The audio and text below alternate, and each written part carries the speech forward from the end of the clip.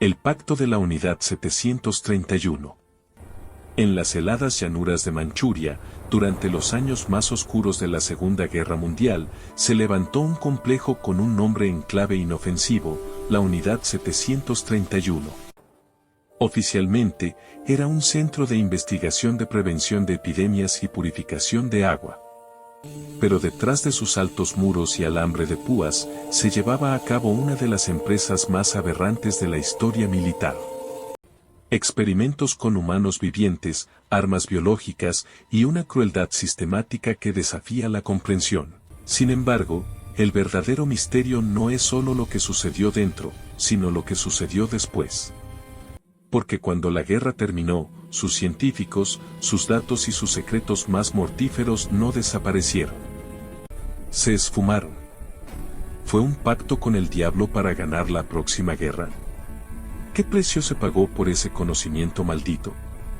Quédate con nosotros, porque la historia oficial es solo la punta del iceberg. Corre el año 1936. El imperio japonés, en plena expansión en Asia, establece en Pingfang, Manchuria, una unidad de investigación bacteriológica bajo el mando del general Shiro Ishii, un médico ambicioso y sin escrúpulos. Con fondos ilimitados y una autoridad absoluta, Ishii reunió a algunos de los mejores científicos de Japón. Los conejillos de Indias no fueron animales, sino seres humanos, prisioneros de guerra, disidentes políticos, hombres, mujeres y niños. Los llamaban Maruta, troncos, deshumanizándolos por completo. Aquí se estudió la peste bubónica, el cólera, el ántrax y la congelación, todo en carne humana viva. Fue una fábrica de sufrimiento con una única meta, crear el arma biológica definitiva. Agosto de 1945. La guerra termina. Los soviéticos avanzan sobre Manchuria. La orden para la Unidad 731 es clara: destruir toda evidencia. Las barracas son dinamitadas, los prisioneros restantes ejecutados, y los cuerpos incinerados. Ishii y sus hombres huyen a Japón. Y aquí es donde la lógica histórica se quiebra y nace el enigma. La justicia aliada, implacable con los criminales de guerra nazis en los juicios de Nuremberg, actúa de forma radicalmente distinta en el Pacífico. El general Douglas MacArthur, comandante de las fuerzas de ocupación, y la inteligencia estadounidense, hacen un trato. Se conoce como el Acuerdo de Inmunidad. A cambio de todos los datos de sus experimentos, datos obtenidos mediante métodos que ningún científico ético en Occidente podría jamás obtener, los miembros de la Unidad 731, incluido Ishii, recibirían inmunidad total. No habría juicios, ni horca, ni siquiera deshonra pública. Se borraron sus nombres de las listas de criminales de guerra. La pregunta obvia es, ¿por qué? La Guerra Fría acababa de comenzar. La Unión Soviética era la nueva amenaza. Y Estados Unidos estaba peligrosamente atrasado en la investigación de guerra biológica. Los datos de Ishii eran una mina de oro macabra. Pero, ¿solo fueron datos lo que cruzaron el Pacífico? Los archivos desclasificados confirman el intercambio de información. Pero los rumores, las historias de investigadores marginales y los patrones geográficos insinúan algo más inquietante. Se habla de que no solo los papeles, sino también los cerebros fueron trasplantados. ¿Es posible que algunos de esos científicos continuaran su trabajo, ahora bajo bandera estadounidense, en lugares como Fort Detrick? Existen testimonios y documentos fragmentarios que sugieren que técnicas de dispersión de agentes patógenos probadas en Manchuria fueron refinadas durante la Guerra de Corea.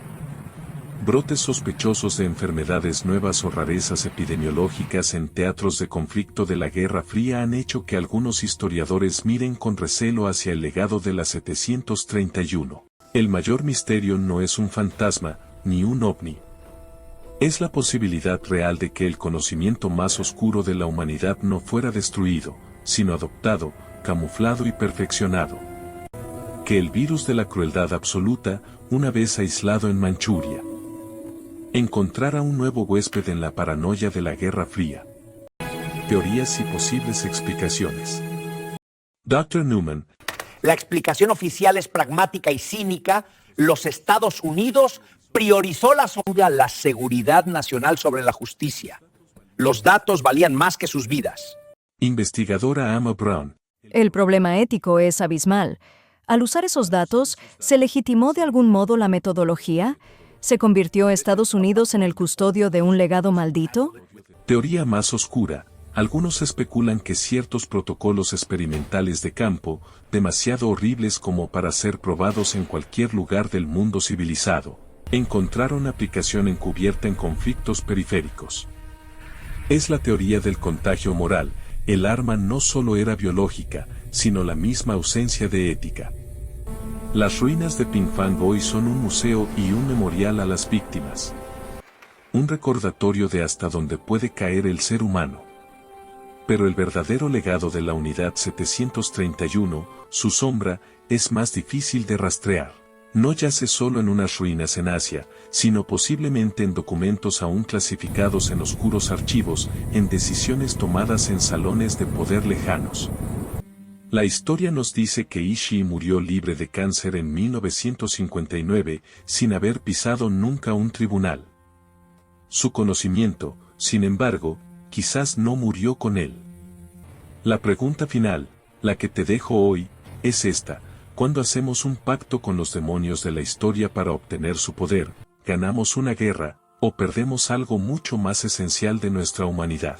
Si esta exploración entre los hechos siniestros y los misterios no resueltos de la historia te ha intrigado, suscríbete para adentrarnos juntos en más capítulos ocultos.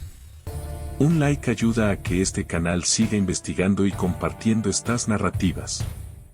Activa la campanita para no perderte nuestro próximo viaje a la frontera entre la historia y el misterio. Gracias por vernos. Hasta la próxima, en los archivos olvidados.